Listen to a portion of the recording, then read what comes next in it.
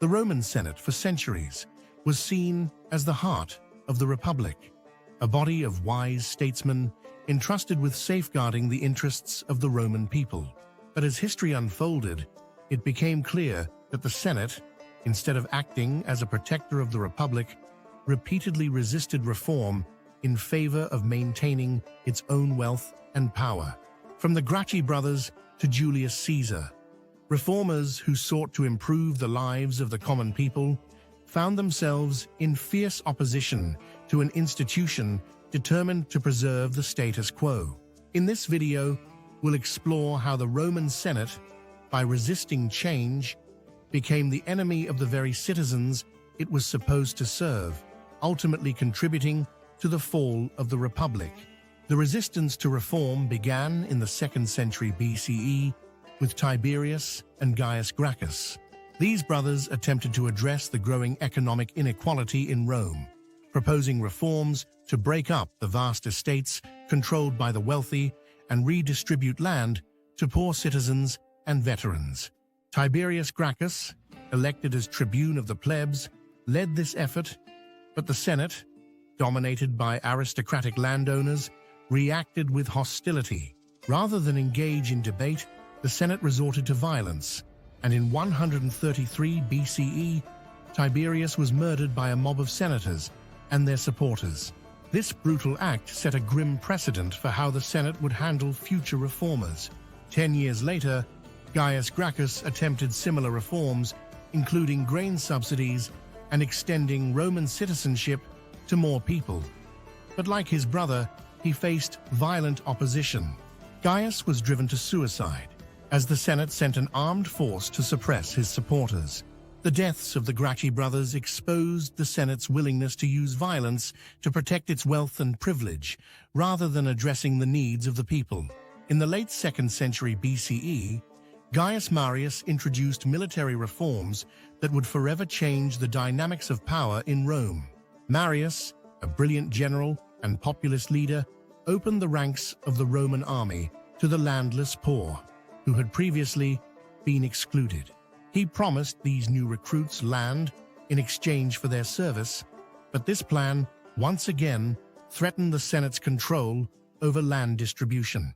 While the Senate begrudgingly accepted Marius's reforms because of the manpower they provided, they did little to address the underlying economic issues plaguing Rome's lower classes.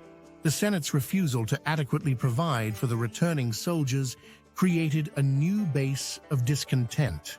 These veterans, loyal to their generals rather than the Senate, would later play a crucial role in the rise of military strongmen like Julius Caesar, who would leverage their loyalty for political power.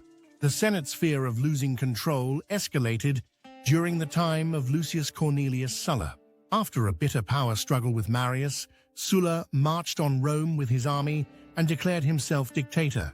His rule was marked by a reign of terror known as the proscriptions, during which his political enemies were systematically killed and their property was confiscated. Sulla used his dictatorship to strengthen the Senate's authority, rolling back reforms and ensuring that power remained in the hands of the elite aristocracy.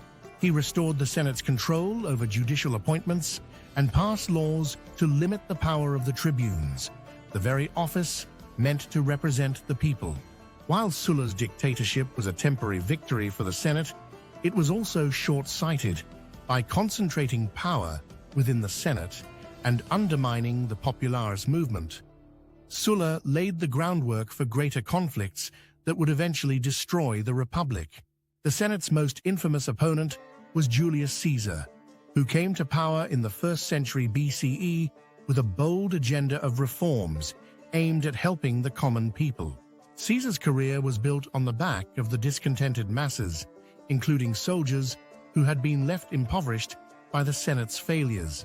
His proposed reforms included land redistribution, debt relief, and the extension of citizenship to Rome's allies in the provinces. Predictably, the Senate feared the loss of control over wealth and power and branded Caesar a tyrant. Caesar's growing popularity, particularly among the urban poor and his loyal legions, threatened the Senate's traditional dominance. In response, Caesar's opponents, including Pompey and other influential senators, sought to strip him of his military command and force him to return to Rome as a private citizen, effectively ending his political career. Caesar's defiance of the Senate's authority came to a head in 49 BCE when he crossed the Rubicon River with his army, igniting a civil war that would ultimately bring about the fall of the Republic. His victory in the Civil War and his eventual assassination in 44 BCE left the Republic irreparably damaged. Though Caesar himself was gone, his reforms and his challenge to the Senate's corruption exposed the deep flaws within the Roman political system, flaws that the Republic could never recover from. Throughout its history, the Senate consistently positioned itself as an obstacle to reform. Whether it was the land reforms of the Gracchi Brothers, the military changes of Marius, or the broad social and political reforms of Caesar, the Senate's priority was always the protection of its own privilege. Instead of evolving to meet the needs of a growing empire and an increasingly dissatisfied population, the Senate clung to tradition and elitism, even when doing so meant the Republic's eventual collapse. The Senate's refusal to address the grievances of the Roman people, from the rural poor to disenfranchised veterans, paved the way for the rise of dictators and emperors. While the Senate continued to fight for its survival, it became clear that it no longer represented the people and, in fact, had become their enemy. By resisting reform at every turn, the Senate sowed the seeds of its own destruction, leading to the end of the Republic and the dawn of the Roman Empire under Augustus. In the end, the Senate's failure to embrace reform transformed it from the guardian of Republican values into the symbol of decay and corruption that brought down one of the greatest political systems in history. By clinging to its power at the expense of the people, the Senate ultimately ensured its own demise. Thanks for watching this deep dive into the Senate's role in the fall of the Roman Republic. If you found this video engaging, make sure to like, share, and subscribe to our channel for more explorations into history's most pivotal moments. Let us know in the comments what other topics you'd like to see covered next.